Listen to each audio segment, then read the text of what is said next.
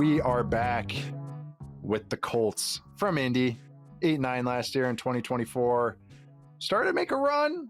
Then they faced the Broncos. Jonathan Taylor dropped the ball at the 1 yard line. They tapered off as the season went along. Anthony Richardson was benched for Joe Flacco throughout the year, then put back out there. We had a lot go on in Indy. Fired defensive coordinator Gus Bradley after this year. Enter Lou Anarumo at DC. But still, Shane Steichen, a head coach. Still got quarterback battle going on, although there's been some positive reviews of Richardson until he dislocated his pinky after taking a hit square to the chest. We previewed the AFC East or AFC North that day, and I was like, I'm interested if David Ojabo can do anything. And then that night, he did something. knocks out AR. And I was like, oh, I didn't realize that was going to happen so quickly. But yes, this Colts offense with all of its young receivers that I know you have to chart left and right. They drafted Tyler Warren, tight end out of Penn State, who they're already feeding plenty. But what are you focusing on? Who's going to catch the ball? Who's going to play quarterback? What are we focusing on, Matt? It's an interesting team. First of all, before we take the red meat, which is just obviously who's going to play quarterback. First of all, I just want to point out Jonathan Taylor was third in the NFL in rushing yards per game last year. Probably got to be like one of the, because I think he made that big mistake in the Broncos game, which I think like sort of solidified, hey, this is the season's over, even though it felt over for a long time. 102 rushing yards per game in the NFL last year, third, behind only Saquon Barkley, Derrick Henry, and well ahead of Bijan Robinson at 85.6 for fourth. So I mean, he had a really good year last year.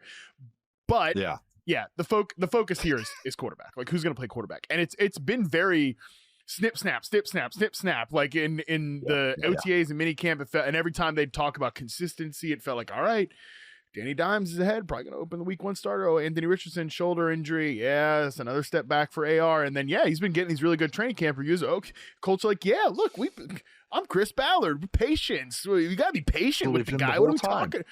Yeah, we believed in him the whole time. And then he gets himself blown up in the preseason. And it's like, well, can't really count on the guy. Making mistakes, getting injured. Well, it's probably back to Danny Dimes again. So, I mean, my initial instinct on this when they signed Daniel Jones is tell me how everybody here doesn't start a game and everybody gets fired at the end of the year. You know, like both guys start games. Shoot, I even posed it to Charles while you were gone, Nate.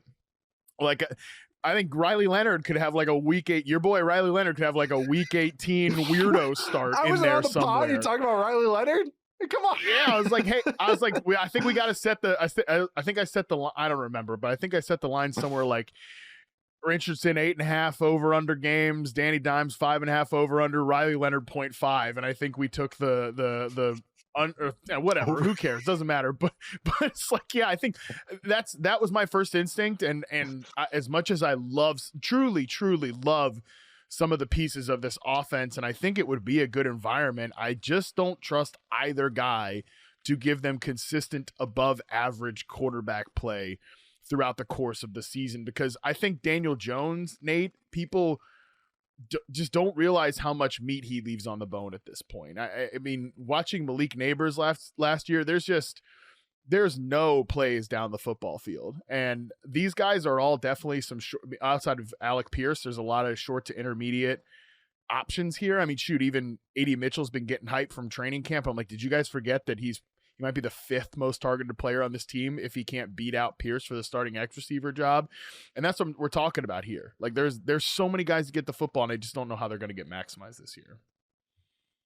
Yeah, that's I'm trying to figure out the receivers too and the tight end too, because I'm like, I like all of them. Like, that's what's so funny. It's like, and none of these guys, I'm like, I know, and I'm just like, I like Alec Pierce. I think he's one of the best deep ball guys in the league. And then I know we both like Downs a lot. He's a great slot. And then it's like Pittman is a valuable guy, Steady very Eddie, useful type of player. Steady Eddie. And then Adonai Mitchell's got so much juice. And I'm like, get him. Well, actually, I want him to develop. Oh, no, I want Downs to get that ball because, oh, shoot. Like, I don't even know as an outsider, and I can only imagine how they feel on the inside there. It's not good when your GM, Ballard brought up Baker, Mayfield, and Darnold, like, hey, teams casted them off and thought they were, left them for dead. And it's like, yeah, they went to like 4 different teams in the meantime. Yeah, right. Until they figured it out. You're right. Anthony Richardson, when Anthony Richardson is the Vikings starter in 2029 or something, then he's going to, that pick will look great for you, Chris, when that happens. It will look great. And your comparison looked amazing. And the Daniel Jones, like why they signed him, I could see like, oh, okay, we'll do RPOs and we like our quarterback to be able to run. And Jones is a great athlete. And it's just, the thing is, it's like, yeah, but this offense also needs you to launch the ball. If you just live off RPOs, the safeties are going to play at 8 yards. And guess who does not launch the ball ever is Daniel Jones. Ever. Doesn't throw over the middle. And barely throws go balls. Like, he does not want to throw deep, and he doesn't want to throw over the middle. He doesn't throw anything with timing. It's how he's been since Duke. This is how he has played since Duke. He's the exact same guy. And like as a backup, fine, but like as a competing for the number 1 job, not what I want. Like as a backup, he can get you out of a game because he can run. Totally. Like guys that can run, that's fine. I know I'd almost rather see Leonard in this offense too, because he fits this type too. But it's just, like you say, like as soon as I'm like, you're trying to take a victory lap on a preseason victory lap on Anthony Richardson, a tire blows out. Like you can't even just like, you can't. And that's how last season was. It was like anytime he had a positive game, something happened. And it was just like, okay, whatever. I'm just going to wait and see, even if I still have a garden on Anthony Richardson Island. The O-line should be fine. Bernard Raymond, quality left tackle. Quentin Nelson, firmly good. Braden Smith at right tackle, firmly solid. I just, Tanner Bortolini at center, another Badger. Chris Ballard's a Badger, by the way. I should mention that as well. But Tanner Bortolini at center is that sack, and I can't get over it, this is where the issues I think can happen to this offense. Anthony Richardson's not going to have the control that we just talked about CJ Stroud or Daniel Jones, because he's never had it either, where they have that pre-snap control to fix it and sort out the protections and help out the offensive line. They do not have that license to do that in this offense. They can grow to it because Steichen's a North Turner guy, but they don't have the license yet. But the problem is they have Tanner Bortolini at center, not Ryan Kelly, who had a bunch of starts and now is in Minnesota. So they have Bortolini, who's a second-year center, doesn't have a ton of playing time. He got drafted to be an athlete first that we can grow into a center. And they're throwing him out to the muck, and he doesn't have license to do that stuff. It's set it and forget it. That's scary, especially when you're going against teams like the freaking Texans twice this year. I don't know. That is just a scary. It can lead to issues, and we saw it. So that's every time I want to get hyped up, and maybe Jonathan Taylor. Trust me, I wrote down the exact same Jonathan Taylor stats. This dude had 1,400 yards and 11 touchdowns, and he dropped the ball in Denver. That's literally my note, and I get excited, and then it's just like there's these little points of weaknesses that I'm like, that's scary. Like that could be catastrophic if things don't go right. So I don't mean to like just shrug my shoulders at this, but I think we all know what it comes down to. Richardson has to play, and has to play consistently to have any good feelings about this team. Daniel Jones starting 12 plus games for you. He has a 1-year contract anyways. Now what? Like now, What does this team do? You're firing everybody and you're getting a new quarterback. Okay. So it's all, you can just sum it up. It's down to Richardson. We all know this. So I just want to see it play out. I still think he does. One last thing on Daniel Jones too. Having a conversation with I'm having a lot of fun talking about Daniel Jones. I was having a conversation with our quarterback charter at Reception Perception. Corey Kinnan does a great job for us. He was talking about like somebody they just need somebody to meet the Minshew minimum here. But that year, 2023, you mentioned all the RPOs and stuff like that. When you run those like RPOs, typically that ball is coming out fast as coming to your first read. Michael Pittman that year, according to Fantasy Points data, was 7th in first read target share in the NFL. The next highest Colts was 73rd with rookie year Josh Downs. So there was it was just one guy getting peppered. Yep. And we're talking about how many guys they need to get activated here. So even if they can like scam something out with Daniel Jones, it just, to your point, it just feels like, what is this year? Like if Anthony Richardson doesn't hit, it's all just a waste. It's a shoulder shrug. Might as well, not even joking. Might as well start Riley Leonard and just see what he's got, because you know what Daniel Jones is. Like you just do. Like you have to know at this point. So the RPO thing is why, like even if I like real football, like Colson Loveland more, because I think he's going to be a better blocker and be a valuable receiver down the road, Warren's going to get fed on those RPOs. He's not a good blocker and had some issues already. Oh, it's going to be so many flats. This is what you said draft night, didn't you? This is you were, yes. Every time I said it before the draft. I said it before because we kept draft. mocking him. Yep. Yes. You just kept going, no. But that's what he's going to get so many targets, and his ADOT's going to be like 7.2. Like that, it's gonna be all these flats and slants and everything. And he can snatch that football. He had some nice moments that first preseason game, but they're not using him as a blocker. I don't think they have intent to, but I think we're gonna see plenty of RPOs in this offense. All right, Colts defense, a little more interesting. Another unit I'm figuring this one out. I see some angles of success here, and I also see just more of the same. So again, trying to figure that one out. But with the Colts defense, now we got Lou Anarumo at defensive coordinator, was with the Bengals the last few years, had some really nice game designs against some top offenses. But how are you feeling about this defense? What are you focusing on with them? Yeah, I loved the additions of Travarius Ward and Cam Bynum. In free agency, especially Bynum, obviously, because I do expect, like, Lou Anarumo did so many like fun things with the safeties, a lot of rotations, stuff like that, and Bynum obviously has experience in that amoeba Brian Flores back end, which every wide receiver quarterback I've talked to this offseason, they're like, yeah, we hate going against the Vikings, that sucks.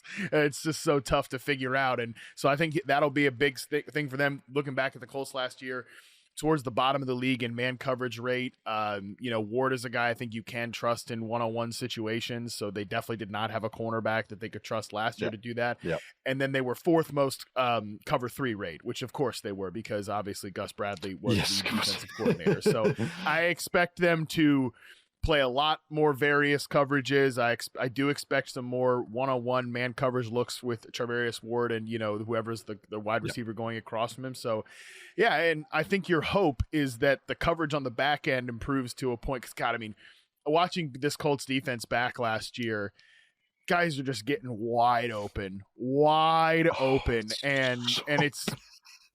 the Colts are helped juicing up those success rates from the other players on reception perception that they're going against, baby. So Texans played them twice, so Texas. I only include one division game per sample, so those AFC South guys are not getting juiced too heavy. But I mean, yeah, Brian Thomas Jr. At different points is like, kind of struggling to beat zone coverage. He goes against the Colts, like, never mind. Actually, he's juiced up now against that zone coverage number is juiced up. So, yeah, I think that the defense, like, as much as I am I love all those pass catchers interested in the Colts offense, the defense actually might be the more like, hey, I'm more encouraged to go back and watch this unit on film this year just to see what it looks like, because I think it will look very, very different. Breaking down the defense got me a little bit. God, I can't do this again. We'll get to the over/under win totals, but I can't. No. The Colts siren song every freaking year I've been in media. I just someone's got to tie me to the ship mast and not let me just hear the siren song of this Colts, because the defense, I was like, okay, all right, you still got Grover Stewart in the middle, the best run stuffing D tackle. Still got DeForest Buckner. Latu's got some juice. I don't think he's going to be overwhelming, but he's got some juice on the edge. Okay. But again, I just got to be realistic.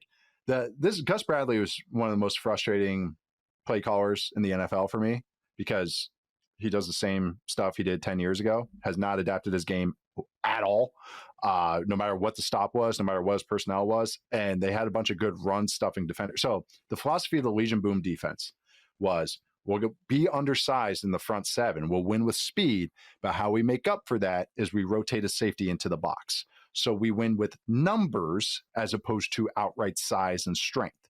That is the philosophy of day one. It's funny how these guys lose these things when they go to new places.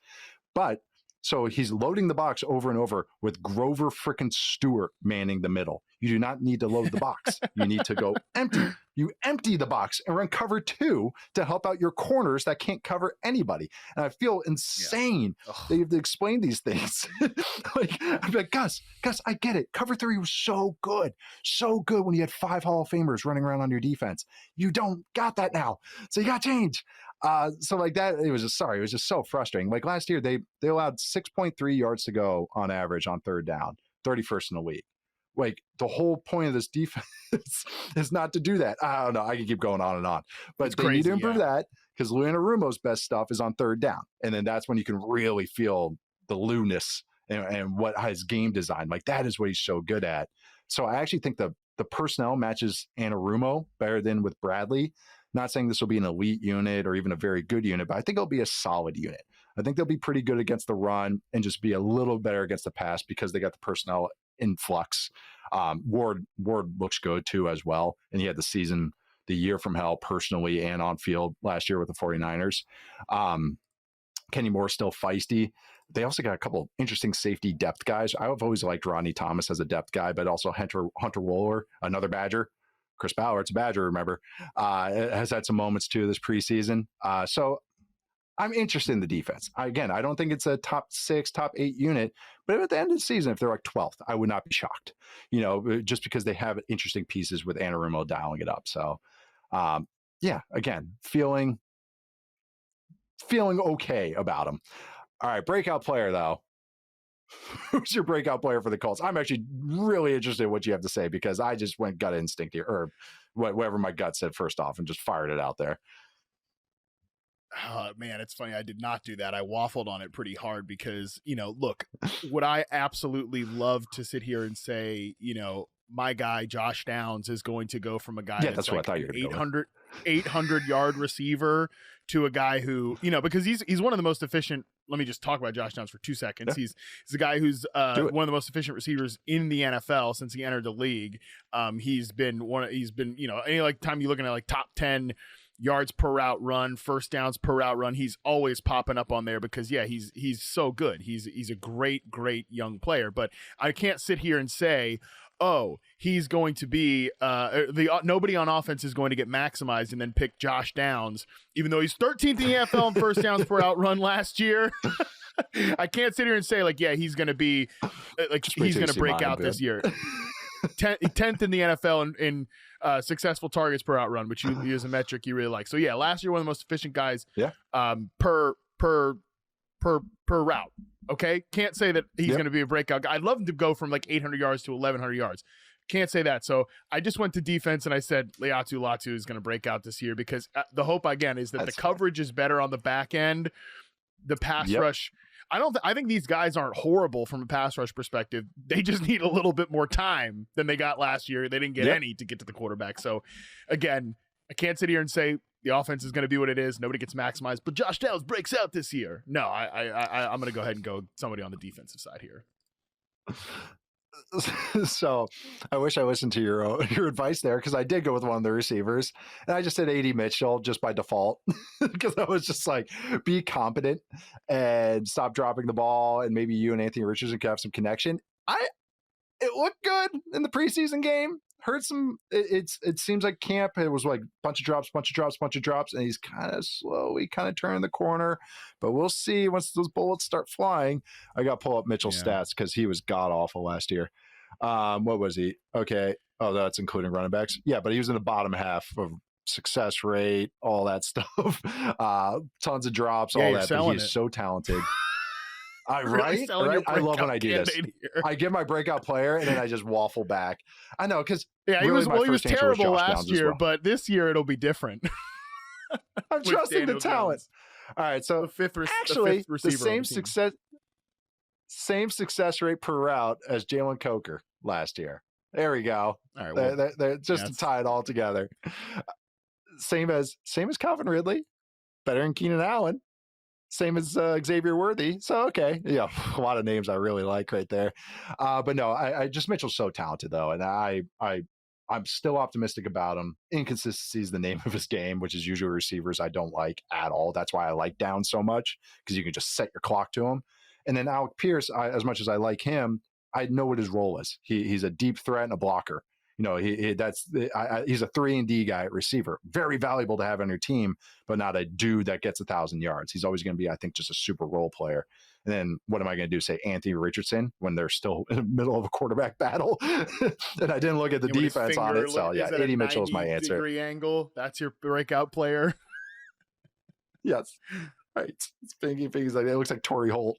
No, I know. And then I was high on Mitchell going into the draft. Still have some optimism about him. But yeah, it's tough. Over under win total though.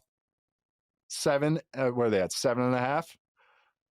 What do you got for that one? Over, under, wins, 7.5 Colts. I'll go under. I mean, I gotta go see over. it to believe it from a. Oh, you sick! I freak. know. I